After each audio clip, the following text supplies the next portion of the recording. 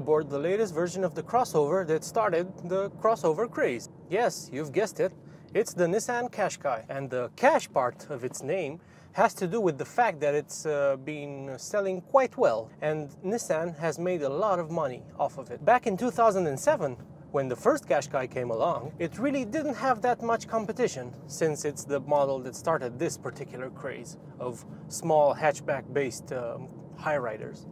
But nowadays, the Qashqai has a much tougher segment that it has to wage battle in. In the 12 or so years it's been on sale, the Japanese manufacturer has managed to shift nearly 2.4 million units. That's really impressive, and it's one of the best-selling vehicles of recent years.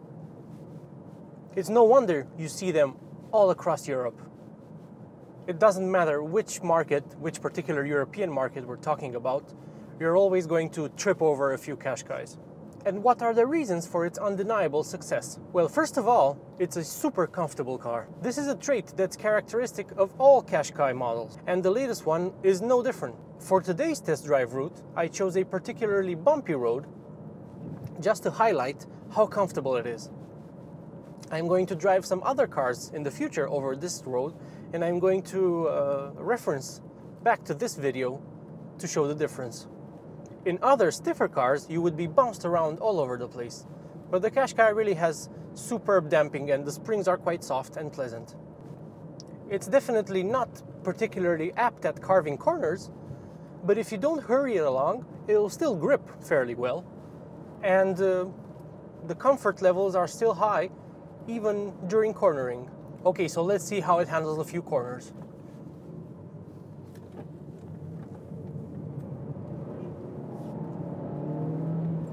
Nissan has fitted this car with an electronic system that tries to mimic what a limited slip differential does by braking the wheel that loses traction. And it just shoots itself out of corners quite well. It does roll a bit, and it seems to tend to push wide, but it's really nice. It's not bad, it's very neutral, and it's not understeery per se.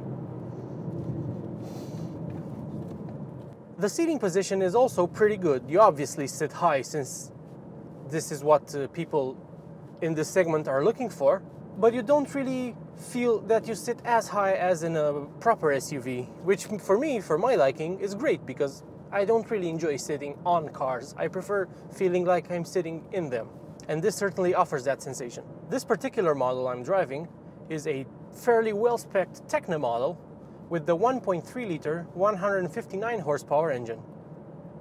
This engine also makes 260 Newton meters of torque, and it can push this Qashqai, this front-wheel drive only Qashqai, to 100 kilometers an hour from standstill in 8.9 seconds and onto a top speed of 200 kilometers an hour. And it can certainly push. If you put it in lower gear, like third here, and stab on the gas, we're already doing some speed. It's properly brisk.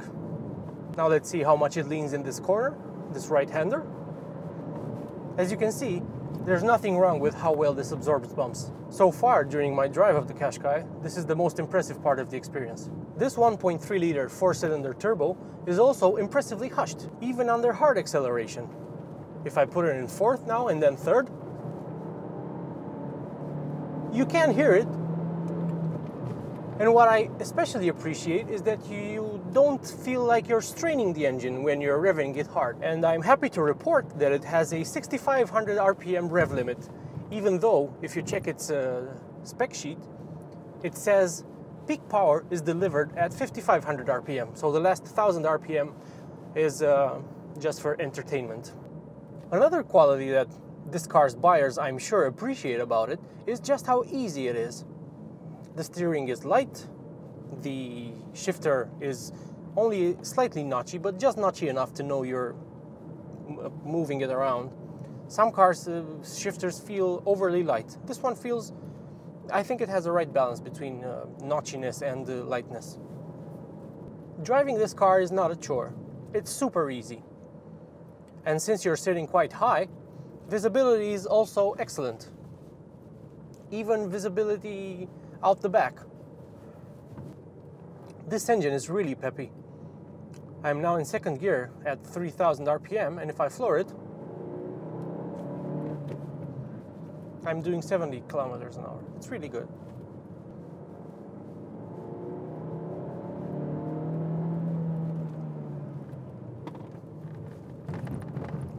Being a driving enthusiast, I really thought I was going to hate the little Nissan Qashqai, especially since I like low and stiff and cars that have rear-wheel drive, or at least are set up in a sporting fashion, for cornering obviously.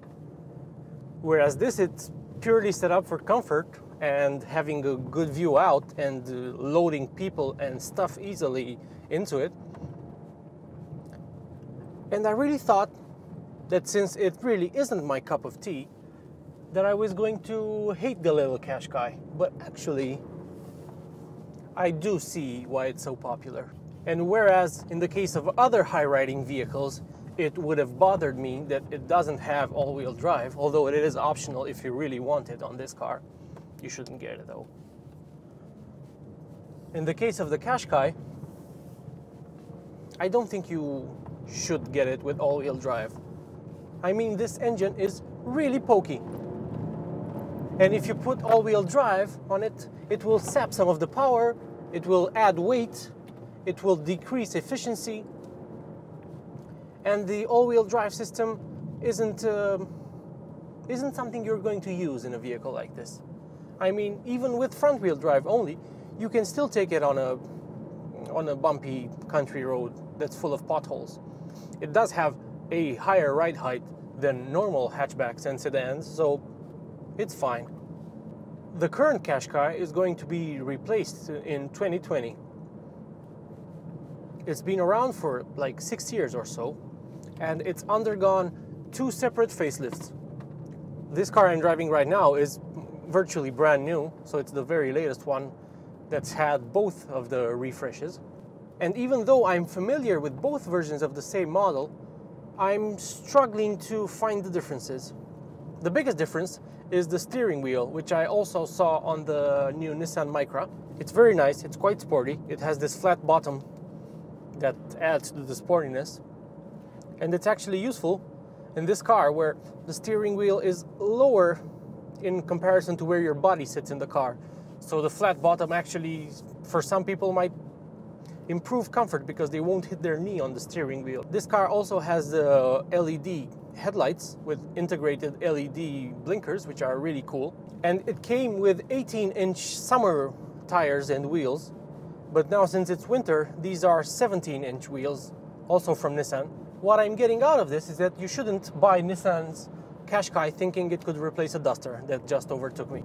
I think they address different purposes. The Duster is actually a serious little off-roader. I mean, if you're going to do a lot of on-road miles, there's no contest between the Qashqai and the Duster. You should just buy the Qashqai. You're more comfortable. The biggest difference for me between this and the Duster has to be the quality of the seats. The upholstery itself is there. It's not really that different. But these seats have apparently been developed with NASA specialists or expertise from NASA, and they are remarkably comfortable. They are not overly firm, but they are not overly soft at the same time, like you would get in a 80s or 90s car. And they provide good lateral support, as well as decent thigh support for somebody with longer legs. I really wasn't expecting to like this car.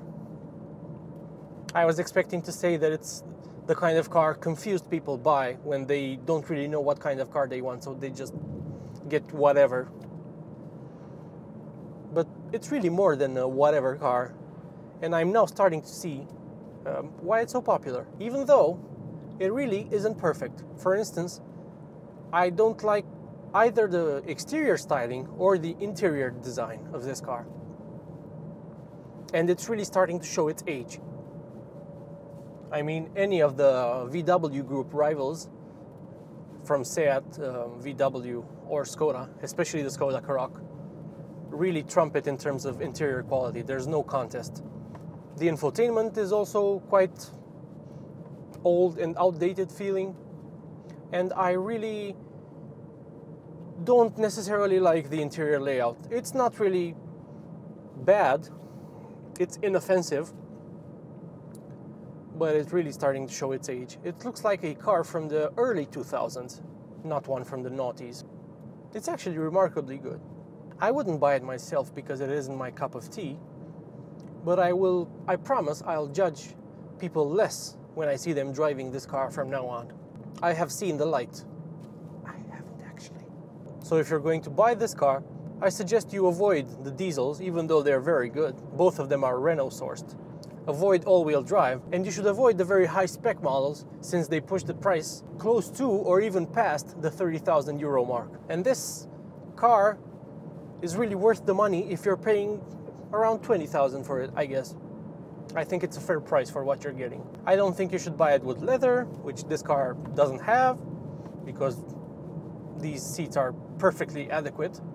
All in all, this car's popularity isn't an accident.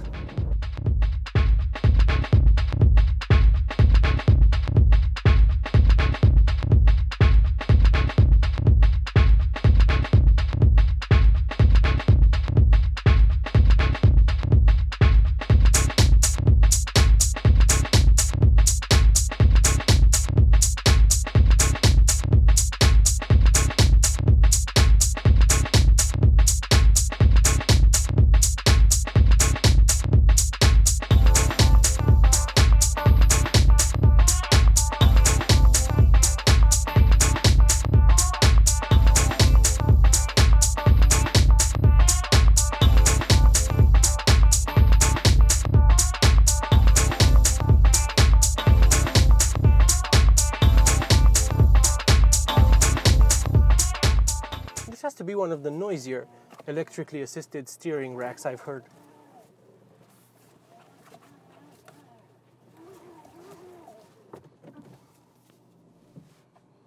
It's like one of those old RC cars that's run out of battery and you spin the wheels yourself and it sounds like you're straining it.